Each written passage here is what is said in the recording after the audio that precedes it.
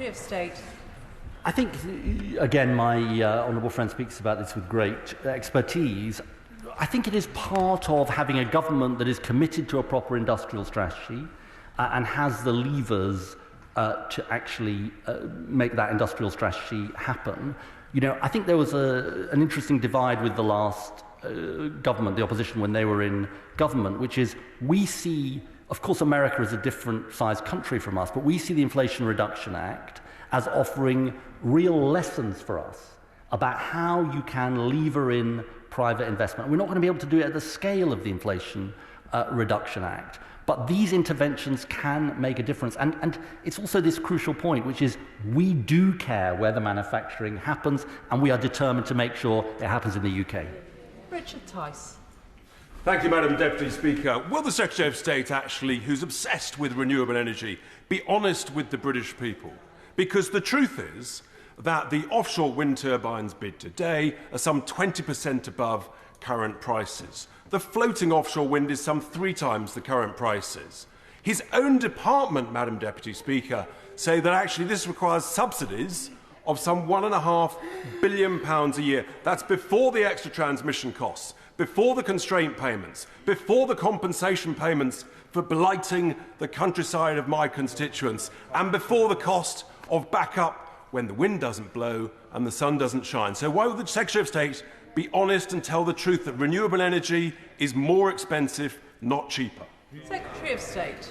I have to say that I'm interested in the honourable gentleman's intervention because his manifesto is basically for higher bills and to make people poorer. And you don't need to look into the crystal ball. You just need to look at the record, because the truth is that the cost of living crisis, the energy bills crisis, casts a long shadow in this country.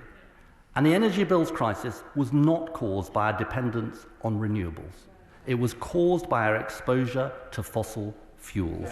And he just needs to understand this very basic point, which is that whether fossil fuels are produced in this country or internationally, they are sold on the international market. And that's why the British people paid the price and government forked out £94 billion.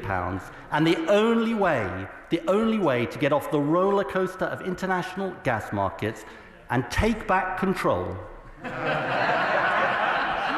is to become a clean energy superpower. Joni Reid. Can I thank my right honourable friend for his statement today? I think this allocation round is testament to the continued success of the Contract for Difference scheme, as we're now on course to produce more renewable energy than ever, and we need to get that power to consumers.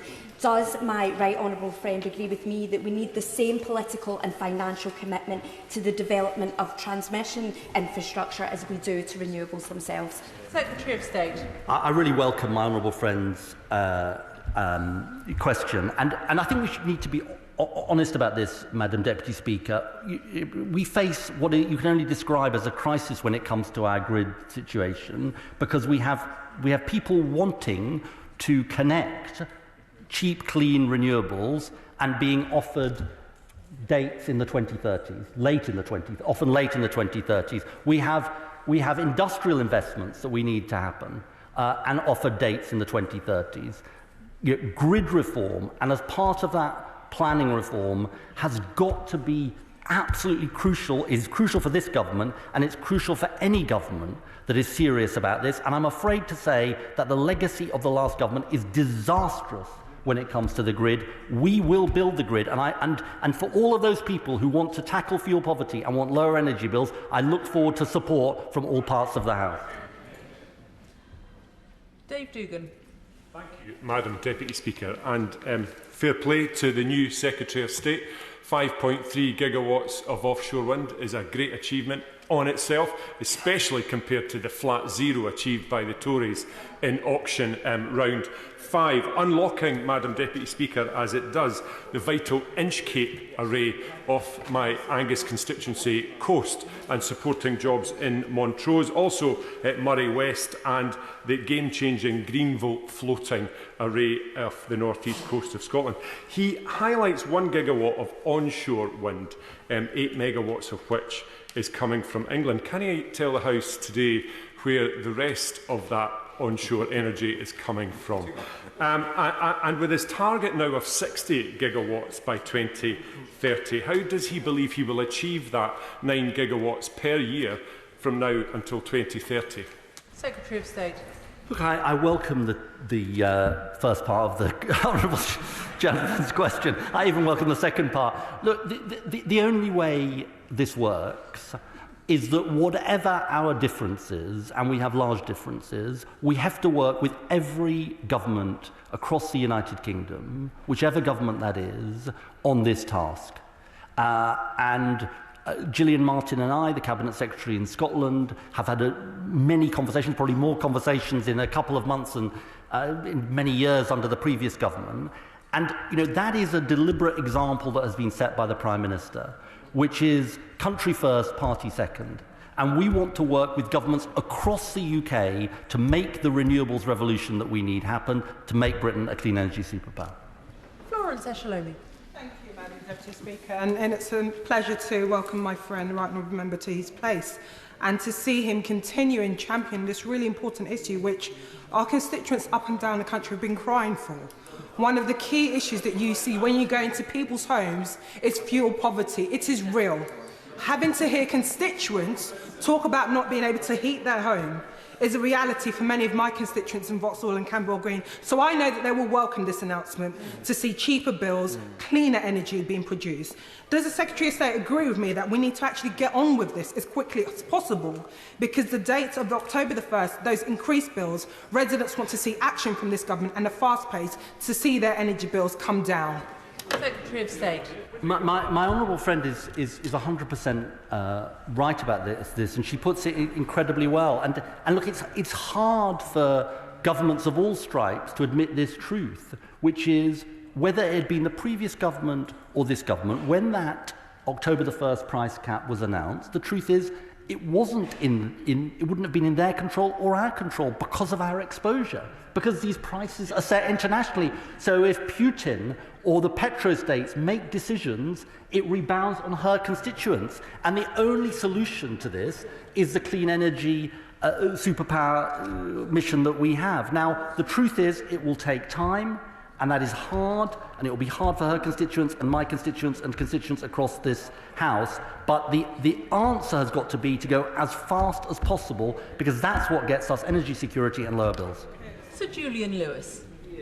I warmly congratulate the Secretary of State on his appointment. He's the perfect example of a political renewable. And as politicians, we all have a great deal to contribute to onshore wind. But slightly more seriously, does he share my concern that The Guardian last year and the Daily Telegraph this year both drew attention to the exploitation of Uyghur slave labour by the Chinese in the manufacture of so many solar panels? Other countries have been putting a ban on the import of these. How does he propose to deal with this matter? Because I'm sure he shares our concern that we should not be profiting on the back of that sort of disgraceful exploitation.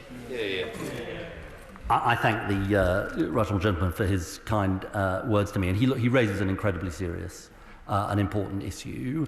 And when I came into government, I have asked for discussions across government on this issue. I think we have to look at there were controls in place, to be fair to the last government, and indeed as part of the ongoing solar task force, they were looking at these issues.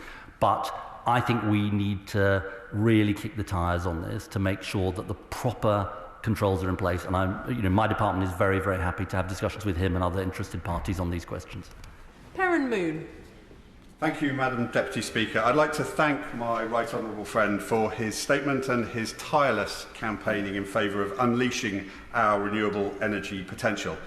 As the Secretary of State knows, Cornwall is ready, willing and able to play a full part in the renewable energy transition. But can the Minister outline his plans to support smaller community energy cooperative projects where once again Cornwall stands ready to act? Well, he asked a very important question, Madam Deputy Speaker, and it gives me a chance to advertise second reading of the Great British Energy Bill on Thursday. All are welcome, because it is a really, standing room only, it is a really important point. As part of our plans for Great British Energy, we allocated 3 billion of the 8.3 billion that we set out at the election for what we call the local power plan, and that is absolutely to do what they do as a matter of course in other countries like Denmark and Germany, which is to unleash local renewables, local communities, local councils, community groups, co-ops to be part of this. It's important because I think it's a way to tackle fuel poverty. It's important because it's a way of generating income for local communities. It is also important, Madam Deputy Speaker, as a way of winning consent for local people. So I look forward to my honourable friend and others making a contribution on this question in that debate and others. Alistair Carmichael. Thank you, Madam Deputy Speaker. If, as the Secretary of State says, he wants to offer a line of sight for industry, can I say to him that he should look more closely at the opportunities that come from the development of Tidal stream, particularly but through the creation of a supply chain from the ground up, which is always easier than recovering one which has already gone overseas. But that line of sight has to go in both directions, and that's why developers in tidal stream energy are asking the government to set a 1 gigawatt deployment target. Will he listen to these representations now and act on them? You actually made it to the end of the video. Thank you for watching the video. If you would like to subscribe to the channel, which, why haven't you already, is somewhere over there. And also, if you want to watch more videos, also check out over there.